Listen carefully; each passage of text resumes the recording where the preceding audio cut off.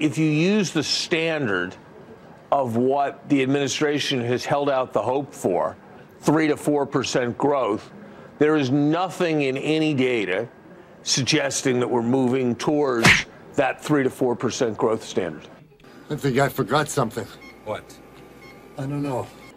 I am thrilled to announce that in the second quarter of this year, the United States economy grew at the amazing rate of 4.1%.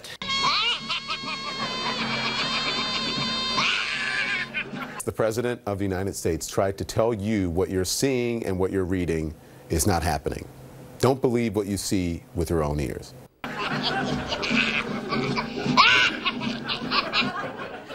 Oh, come on. Whether the payment happened or not, whether the payment happened or not, what we know is that he lied. Shows Trump lying once again. What else is new there? The White House lied about it. When this first came out, Hope Hicks said that Donald Trump knew nothing about this payment. He's actually saying the president had no knowledge.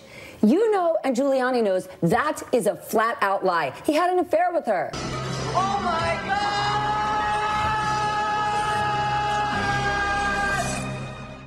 What the Texans call all cattle, no hat.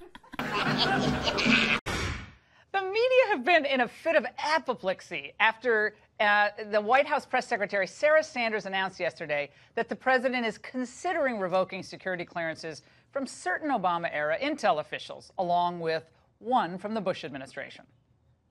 It's political. I mean, it's entirely political. It's punishing your critics. They're just attempting to now, gaslight and distract from something else. I think it's very, very dangerous undermining of the intelligence community and almost the creation of an enemies list. This is not a small thing to have a president suggesting retribution for political criticism in this way. It reminds me, David Ignatius, of what happened with Erdogan after he took control in Turkey. Who did he go after first? He went after the generals.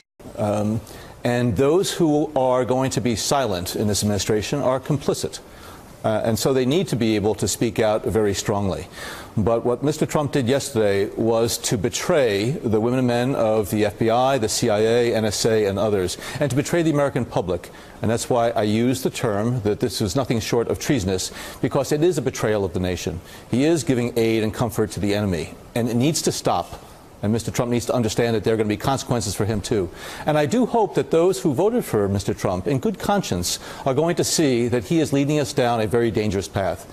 And it is a dangerous path.